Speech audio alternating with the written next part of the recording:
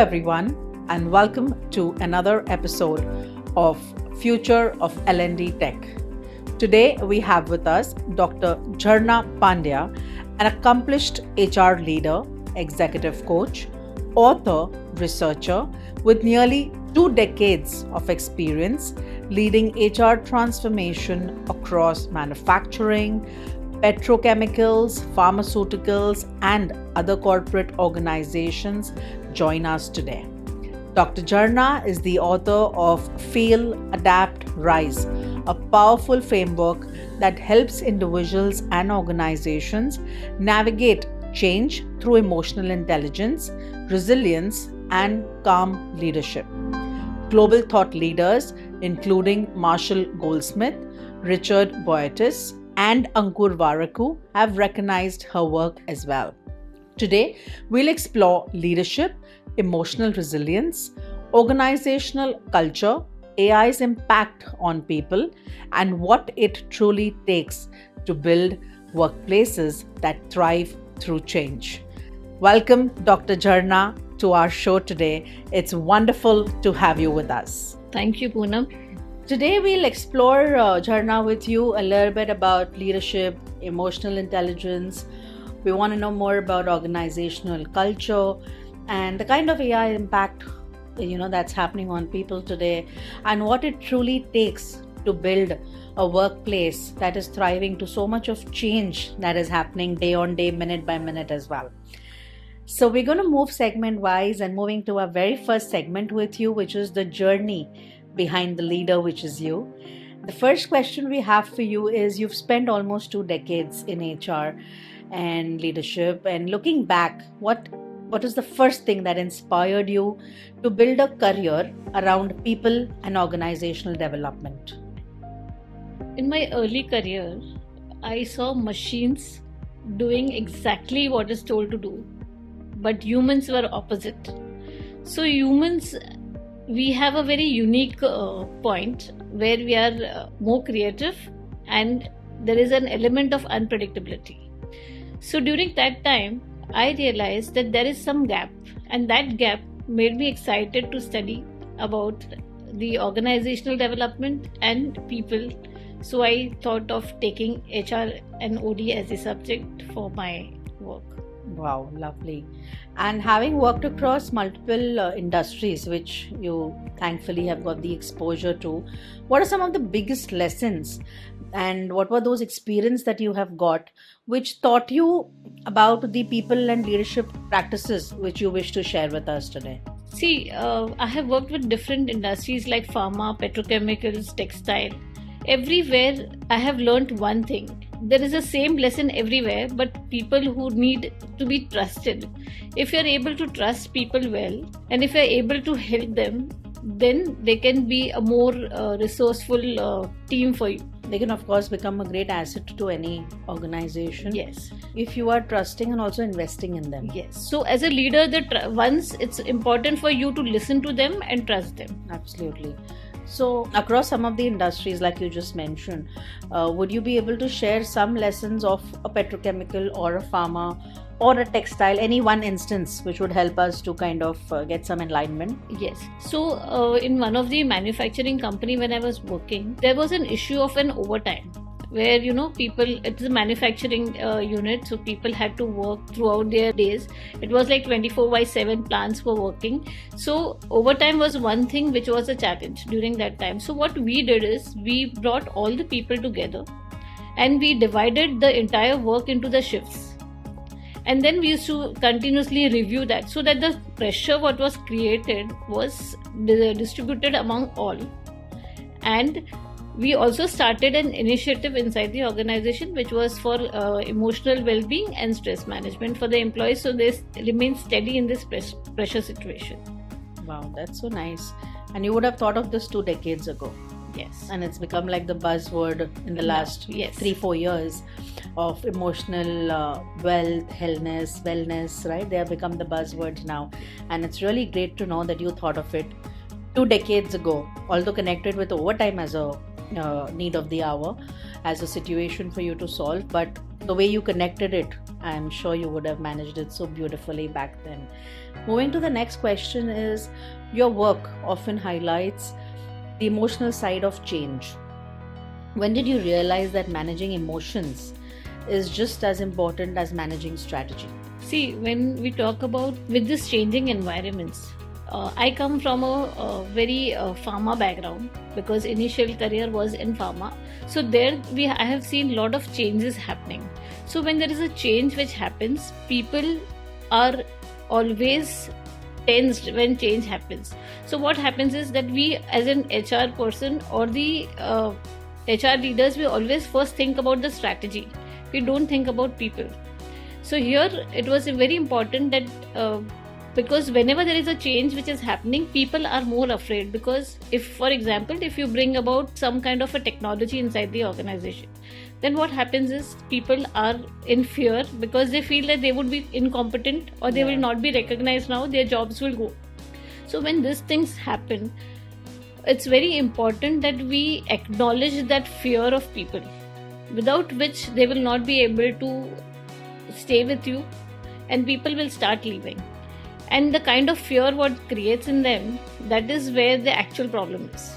So to acknowledge that fear is very important whenever we are bringing about any change inside. Any change, right? And how did you kind of manage to do that? Would you run some interventions, yes, or how did you do so that? When I was into a organization, I had a restructuring experience where we saw this kind of a situation.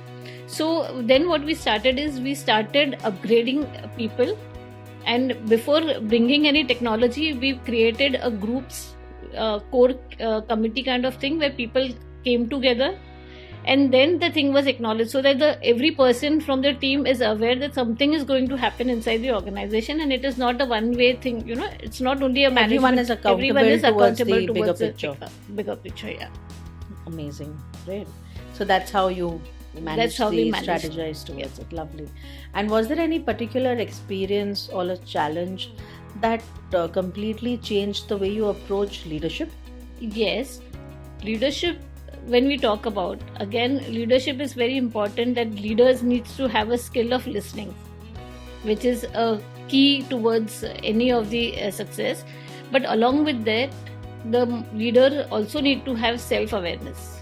And if these two qualities are there in a leader, then probably any challenges which are there can be handled well. Great. So any instance you faced either in any of the firms that you experienced, and how did you tackle that situation? In one of the organization, we had a challenge where a leader had taken a decision where there was a case where people had to shifted to some other offices, and during that time, the major shift which was happening, the major challenge what we faced during is convincing people to go to the next office and work. And that was a time where we had to, we made them understand, we showed them the growth path, that if you move to this office, you will be benefited. It's basically moving to offices, shifting them to some other division, of course, and moving them and another location. And another location. So when you move people from one location to the other, and at the same time when you move any person from the comfort zone, things are difficult for them. So we had to convince them. So for the first thing is that we had to listen to them completely. We had to make them trusted that whatever we are taking this decision, this is for your good. You will be benefited, and definitely we had to give them some kind of benefits in terms of when they are shifting, we help them with the relocation and all those things. So probably that helped them. So that's how some of the way you managed the leadership requests that would have come to your table. Yes. Great. If you could sit down with your younger self at the start of your career, if you look back at those days, what advice would you give Dr. Jharna back then? During that time, I would tell Jharna, stop being overwhelmed, because that was a time where I used to feel, feeling overwhelmed was I'm showing my weakness to others. But now I feel that, first understanding and adjusting and then moving out, which has become, from my personal and professional journey, which has become the title of my book today. Feel deeply, adapt wisely, and rise powerfully. Amazing, great. So a lot of learnings that you have had from your younger years are also incorporated, I'm sure, in your book. Yes, it is. Right. It is. So it's like just not over the last 5-7 years experience. It's your 20-25 years of experience into that book. Absolutely. So basically, my book, it's a complete story of my personal transformation, I can say, because I tell you, it starts very early when I was a child. My grandfather used to tell me bedtime stories. I was fortunate to be in a joint family where I had a grandfather, grandmother who were like, my grandfather used to tell me a story. Every night there would be a bedtime story. And the moral of the stories would be like, try till you succeed. Success comes to those who dare and act. So when we used to he used to tell different stories, but the moral would be that. But during that time I was not able to understand. Probably he had that thing in mind that this would be the need of the hour when she would grow up, and that is how I think he was preparing me for building my resilience. That's what I realize now after doing so much of work into this area. Oh, lovely. Secondly, my journey has never been simple. I am a person who has moved from a housewife to a corporate boardroom. So my journey has been like after 10 years of my graduating, I again restarted my career. I did my MBA in HR and then joined this corporate journey. So when I joined, people had already, completed 20 years of theirs in this field, and I was starting from zero. So at times I had lots of challenges where, I used to feel, okay, Jarna, it's going to be difficult for you. And I used to remember my grandfather's morals, which used to tell me, okay, you have to try till you get successful. Then I joined a corporate, and in the corporate also my journey was like, very good initially, but I do got an experience of working with a manager who was a micromanager. And there were a lot of conflicts which used to happen with him. But one day what happened is like, every day there were challenges, and I used to feel, what's going on, Jarna? This is not the way. I cannot you cannot work with such a toxic culture. So one day I had a heated argument with him, and I just went back and I was thinking. And when I was thinking, I thought, I'm giving my piece to somebody's hand, and this is not what's done. Correct. That was again a stepping stone, you can say, for me, because it was again a new learning for me there. Then I always had this inclination of understanding people, learning about why people behave the way they behave. And that is what made me to get into this PhD work of my emotional intelligence. When I was doing my PhD in emotional intelligence, I got a support from my guide, Dr. Anjali Kalse, her name. She supported me. Then I had lots of support from my bosses, my colleagues, my family. And when I completed and also Dr. Richard Boyce, who is one of the professor at the Case Western University, he also helped me in my research work during that time. Wow. So with lots of support, I completed my EI work. But then I realized, that Jana, 20 years of experience, you have so much of personal experience, professional experience, you need to do something. And then I thought about writing a book, which is Feel Adapt Rise, and that is a framework. And now people, when they are using this framework, I get a lot of I really feel that it's not a story which I have written, it's my personal transformation. Wow. And that is the total overall 20 years of experience in the corporate and my personal life throughout. So your purpose is actually of you, why did you take certain decisions, right?